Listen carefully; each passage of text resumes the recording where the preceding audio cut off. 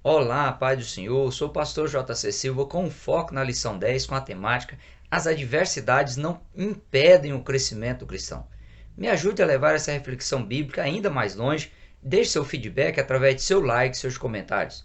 Se você ainda não se inscreveu, se inscreva no canal e acione o sininho aí para receber as notificações das próximas postagens.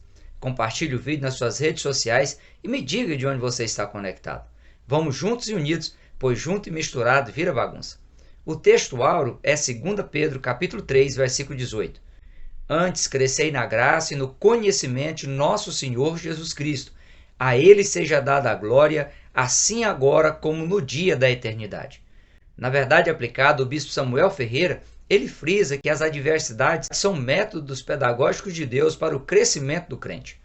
O texto de referência está em 1 Tessalonicenses capítulo 1, versículo 7 até o versículo 10.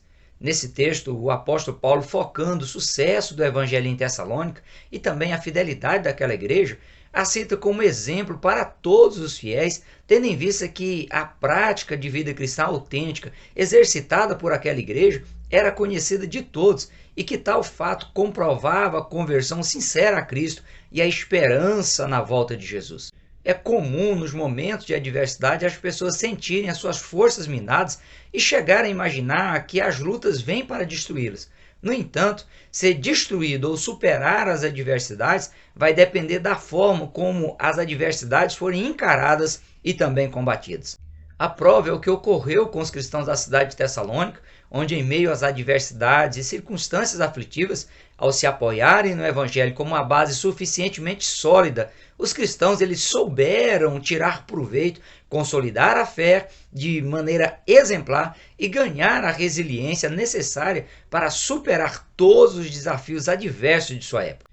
A chegada do Evangelho em Tessalônica ocorreu durante a segunda viagem missionária de Paulo, juntamente com Silas, cujo histórico de perseguições e também a prisão na cidade de Filipos causou muito sofrimento a eles, e esses sofrimentos poderiam até serem utilizados como justificativa para que a viagem ela fosse interrompida.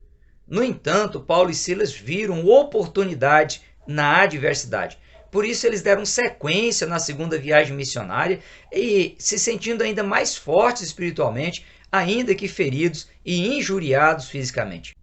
Tessalônica tinha em torno de 200 mil habitantes, cerca de 10 vezes mais que a média de habitantes das cidades da antiguidade. Era uma das capitais da Macedônia mais importantes da época, e a cultura local, com origem no paganismo e também no judaísmo extremista, era um grande obstáculo à frente para a evangelização do mundo na época. Por ser uma cidade-estado livre de dominadores externos e autogovernada, a chegada da influência cristã foi recebida como uma afronta, como uma ameaça à autossuficiência, ao paganismo dominante e à recusa por parte dos judeus em reconhecer a Jesus como o Mashiach, como o Messias enviado por Deus. Paulo e Silas, ao chegarem em Tessalônica, eles foram direto à sinagoga dos judeus para evangelizá-los e o fez durante 3 sábados seguidos. Paulo tinha a seu favor a curiosidade de todos em querer saber como o maior perseguidor dos cristãos havia se tornado um cristão. E ao mesmo tempo ele era tido por seus desafetos como um desertor, como um traidor da nação judaica e do Império Romano, bem como alguém que atrapalhava os interesses escusos das lideranças religiosas e políticas da época, que queriam dominar sobre as pessoas, se beneficiando aí da ausência do conhecimento delas quanto à verdade a respeito do plano de Deus para a redenção da humanidade, anunciado por Paulo e Silas como sendo concretizado na pessoa de Jesus Cristo. O bispo Samuel Ferreira ele ressalta que, a exemplo de Paulo e Silas, cada cristão deve aproveitar as oportunidades e, mesmo em meio às adversidades, ter visão estratégica e percepção de que as adversidades são um terreno fértil para a propagação do Evangelho, que é poder de Deus para a transformação de todo aquele que crê, em todos os lugares, em todas as épocas e circunstâncias adversas ou não. Além de Paulo e Silas estarem empreendendo uma viagem extremamente cansativa e cheia de sofrimentos físicos, emocionais e psicológicos, nos intervalos que eles pregavam o evangelho, entre as ministrações na sinagoga dos judeus, eles tinham que trabalhar para prover o sustento material. Enquanto demorava um pouco mais nas paradas para prover o sustento por meio dos trabalhos que eles pegavam, Paulo e Silas, eles aproveitavam para evangelizar as cidades, consolidar a fé dos novos convertidos e treinar novos obreiros para cuidar das igrejas que estavam sendo plantadas. À época, como as igrejas ainda estavam iniciando, ainda não havia uma cultura sólida da necessidade do sustento missionário. Tanto é que a igreja da cidade de Filipos é citada por Paulo como sendo a única que investiu recursos financeiros para que ele empreendesse as viagens missionárias. Olhando para a família de Paulo, por sua formação, Paulo ele estava com a vida ganha e ele não precisava se submeter a tudo que suportou. Mas ele abriu mão de tudo e passou por todas as adversidades que passou, vendo-as como oportunidade de evangelizar o mundo de sua época e normatizar a doutrina cristã por meio das suas cartas. O bispo Samuel Ferreira, ele ressalta que Paulo ele equilibrou a sua vida, pautando-a no trabalho, na preparação psicológica e espiritual, como também nas providências de Deus. O mesmo deve ocorrer com os cristãos da atualidade. Os relatos históricos da forma como Paulo avançava, superando as adversidades, mas que comprovam que as tribulações, elas não impedem o agir de Deus. Pelo contrário, elas despertam o agir de Deus na vida dos cristãos que se posicionam de forma fiel e resiliente na dependência de Deus. O próprio fato de haver perseguições por causa da inveja dos judeus era um motivo para as pessoas se converterem a Cristo, pois, olhando, os pagãos, as pessoas ímpias, elas não conseguiam suportar adversidades, desistiam com facilidade, se rendiam diante das aflições, e a forma como os cristãos encaravam e superavam as adversidades impressionava a todos. Como a casa de Jason ela foi invadida pelos judeus que haviam contratado homens perversos entre os vadios da cidade, Paulo e Silas eles ficaram escondidos e durante a noite os irmãos os enviaram à cidade de Bereia e quando eles chegaram lá, eles já foram diretos para a sinagoga evangelizar os bereanos.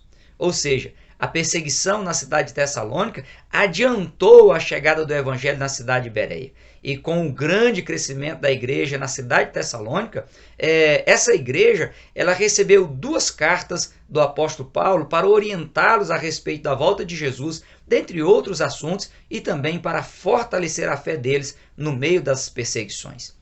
Em Bereia, Paulo e Silas eles puderam ter refrigério pelo tratamento que receberam dos bereanos. Em meio às adversidades da vida, Deus sempre vai prover oásis para refrigerar e fortalecer seus servos e as suas servas. Em Mateus capítulo 16, versículo 18, Jesus diz que as portas do inferno não prevaleceriam e não prevalecerão contra a igreja. Ou seja, na medida que o inimigo tenta impedir o avanço do evangelho, ele tem que recuar, pois ele é impotente diante do extraordinário poder de Deus na vida do seu povo para superar as adversidades e crescer ainda mais. Além disso, pela parábola contada por Jesus em Mateus capítulo 13, versículos 1 a 9, percebe-se que mesmo as sementes que não caem em boa terra, elas podem causar impacto a longo prazo. Se as sementes elas forem comidas pelos pássaros, elas serão conduzidas a outras regiões e ao serem liberadas, mesmo que pelas fezes das aves, elas vão germinar e frutificar. Esse é um processo natural. Se elas caírem entre os espinhos e ao germinar e crescer forem sufocadas, ainda assim ficarão sinais de que um dia a semente ela foi jogada ali. Se a semente cair em terrenos pedregosos e na germinação e no crescimento não encontrarem profundidade para suas raízes e não sobreviver, também ficaram os vestígios de que a semente do evangelho também caiu nesse tipo de terreno. De uma ou de outra forma, o mundo testemunhará o efeito da semente do evangelho e o nome de Deus será glorificado também nas adversidades, nas oposições, nas resistências e nas tentativas de destruir o evangelho de Cristo. Os desígnios de Deus, eles vão se cumprir, querendo o ser humano ou não, aceitando o ser humano ou não, se opondo ao inimigo ou não. Ninguém diante de Deus tem autonomia ou terá autonomia para dizer que nunca teve uma oportunidade ou que Deus esteja agindo de forma injusta ao condenar uma pessoa ao inferno, pois nem mesmo as tribulações podem impedir o agir de Deus dando oportunidade às pessoas de conhecer o Evangelho. É plenamente possível cumprir a missão em meio às adversidades, ainda que cumpri-la nunca foi e nunca será fácil. O bispo Samuel Ferreira, que é o comentarista das lições desse trimestre, ele pondera que as adversidades fizeram parte do ministério dos apóstolos na igreja primitiva e que continua a fazer parte do ministério cristão nos dias da atualidade. A grande perseguição em Jerusalém, por exemplo, liderada por Saulo de Tarso antes da sua conversão, na qual a igreja cristã ela foi assolada e os cristãos eles eram caçados de cidade em cidades, amarrados, torturados, arrastados, aprisionados e mortos. Foi o momento que Deus mais despertou o senso missionário e o evangelho se expandiu de uma forma avassaladora, saiu dos limites de Jerusalém e alcançou o mundo. Outros dois exemplos citados pelo comentarista, o bispo Samuel Ferreira, são os exemplos de Jesus e Jó, que cumpriram suas missões em meio às adversidades da vida. Jesus, por exemplo, ele foi conduzido pelo Espírito de Deus para ser tentado no deserto e ter a oportunidade de, como um ser humano comum, vencer a Satanás, e venceu, apesar de estar debilitado fisicamente por causa do jejum de 40 dias. Jó, que com a permissão de Deus ele foi atingido pela perca da família, dos bens materiais, da saúde e do companheirismo e cumplicidade da esposa, mas nas adversidades ele cresceu, experimentou o mover sobrenatural de Deus de uma forma impressionante. As provações elas trazem lições pedagógicas importantes e caso o ser humano absolva esses aprendizados de forma positiva, terá sua natureza fraca e limitada transformada, potencializada, crescerá como servo e serva de Deus e como um ser humano crescerá como pessoa. A exemplo do que aconteceu com muitos judeus na Babilônia, que mesmo com o fim do cativeiro babilônico, eles preferiram continuar morando na Babilônia, se recusando a retornar a Jerusalém.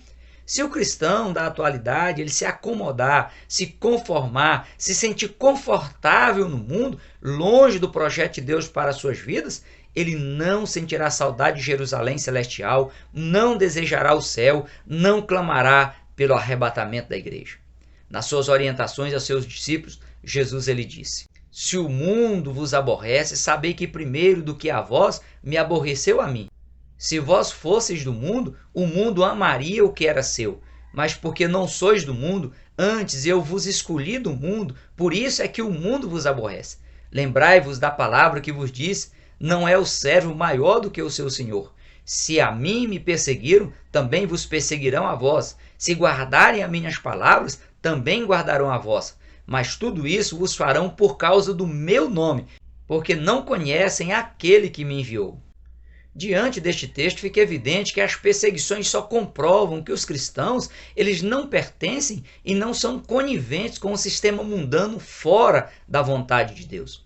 O escritor Bruce ele ressalta que tanto os cristãos judeus quanto os cristãos gregos, eles foram duramente perseguidos e foram as perseguições que os levaram a disseminar o evangelho de Jesus às outras regiões e também às províncias vizinhas, fazendo com que os gentios eles tivessem acesso ao evangelho e pudessem também terem a oportunidade de se converterem a Cristo. Os tessalonicenses eles foram um exemplo de fidelidade para os irmãos das regiões da Macedônia e também da Acácia, como são exemplos para a atualidade. Os novos convertidos dessas regiões, eles se inspiravam na fidelidade dos tessalonicenses, na forma como encaravam e superavam os sofrimentos por amor a Cristo, na dedicação como receberam a palavra de Deus e na disposição resiliente de levar avante a semente do Evangelho. Eles cumpriram de forma plena as orientações de Deus que disse: eu sou o Deus Todo-Poderoso, anda em minha presença e ser perfeito. Ser exemplo dos fiéis na palavra, no trato, na caridade, no espírito, na fé, na pureza. Por isso eles se tornaram dignos de serem imitados, de serem espelhados. Não basta dizer que é cristão ou frequentar regularmente uma igreja. É preciso vivenciar de forma prática as instruções dadas por Jesus por meio do Evangelho, de forma a testemunhar com o próprio estilo de vida, com as ações e não ações no dia a dia. Em João capítulo 13, versículos 15 e também 35, Jesus diz: Eu vos dei o exemplo, para que, como eu vos fiz, façais vós também. Nisto todos conhecerão que sois meus discípulos, se vos amardes uns aos outros. Para o apóstolo Paulo, o cristão deve a todo tempo buscar o crescimento e o aperfeiçoamento contínuo para chegar à unidade do conhecimento do Senhor Jesus Cristo, amadurecer e frutificar na vida espiritual para alcançar a estatura completa de Cristo. Fé operante, amor operante e esperança paciente são 3 qualidades visíveis na igreja em Tessalônica. Paulo, no versículo 3, ele associa a fé dos tessalonicenses com o resultado das obras, das atitudes, ou seja, a fé dos irmãos da igreja em Tessalônica estava comprovada pelas obras, por isso era uma fé inquestionável. O amor dos tessalonicenses, mencionado por Paulo, tem origem no amor ágape, no amor incondicional. Por isso Paulo usa o termo caridade, que é o amor em ação, que é diferente da paixão, do amor eros, que apesar de ser intenso e até arrebatador, é passional, inconstante, vulnerável e passageiro. A paciência dos cristãos tessalonicenses, a capacidade de eles suportar as dores, os incômodos, os infortúnios e tantas outras adversidades na vida, sem queixas e com resignação, estava alicerçada na esperança no Senhor Jesus Cristo. A fé é a mais potente arma para o cristão vencer o mundo e também o seu sistema imoral, perverso e corrupto.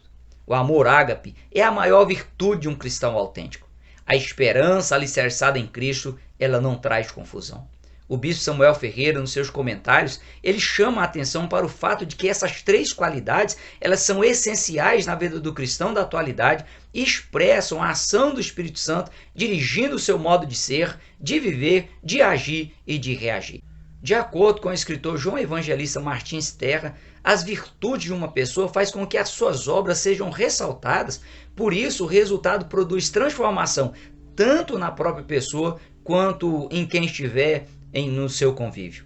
A fidelidade de Deus para com seus servos e suas servas nos momentos de adversidades é que promove crescimento em suas vidas, pois por esforço próprio o ser humano, ainda que vivendo em Cristo, o seu crescimento é muito limitado. No entanto, à medida que o cristão permitir o agir de Deus por meio de sua dependência irrestrita à fidelidade de Deus, o próprio potencial humano e seus limites, eles são expandidos. Para que a fidelidade divina ela surta o efeito esperado na vida cristã, é preciso estar consciente de que a palavra a ser recebida, obedecida e vivenciada é a palavra de Deus e não palavra de homens naturais fora da vontade divina. Paulo é enfático em afirmar que a palavra pregada por ele aos Tessalonicenses, ela foi recebida como sendo palavra de Deus e não de homens. Por isso foram palavras mais que persuasivas e sábias, foram cheias do poder de Deus e da manifestação do Espírito Santo, com foco nas coisas espirituais, atemporais e eternas. Esse fato fez com que a palavra pregada por Paulo surtisse o efeito esperado de transformar o mais vil pecador em uma nova criatura, tendo em vista a eficiência da palavra de Deus. Equivale a dizer que os cristãos em Tessalônica, eles receberam a palavra de Deus anunciada por Paulo e passaram a pautar suas vidas nela, sem restrições ou imposições para satisfazer conveniências pessoais fora da vontade de Deus. O mesmo deve ocorrer na igreja coletiva e individual da atualidade, para que a igreja ela se desvincule da busca desenfreada pelo ter e pelo parecer e venha a garantir a vida plena no porvir com Jesus.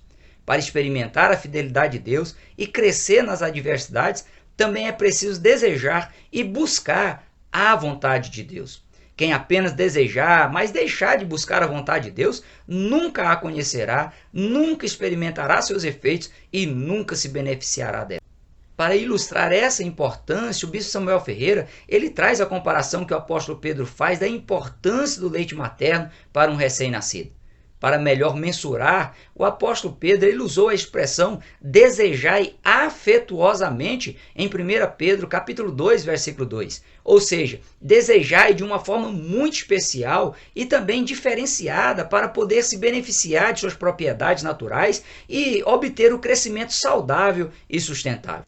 O apóstolo Paulo, ao explicar como cuidou dos novos convertidos, ele chega a dizer que os criou com leite, ou seja, com o tipo adequado de alimento para a faixa etária espiritual deles. No entanto, o apóstolo Paulo chegou no momento que expôs o seu descontentamento, pois os cristãos de Corinto não buscavam se desenvolver para alcançar a maturidade espiritual por meio do conhecimento da vontade de Deus. O escritor aos Hebreus exortou dizendo que qualquer que ainda se alimenta de leite não está experimentado na palavra da justiça, porque é menino, mas o mantimento sólido é para os perfeitos, os quais, em razão do costume, têm os sentidos exercitados para discernir tanto o bem como o mal. Nos seus comentários, o bispo Samuel Ferreira ele frisa que assim como um bebê que acabou de nascer, o ser humano ele precisa nascer espiritualmente. Além disso, deve se desenvolver da mesma forma que o ser humano se desenvolve no mundo físico e material, o cristão deve se desenvolver no mundo espiritual.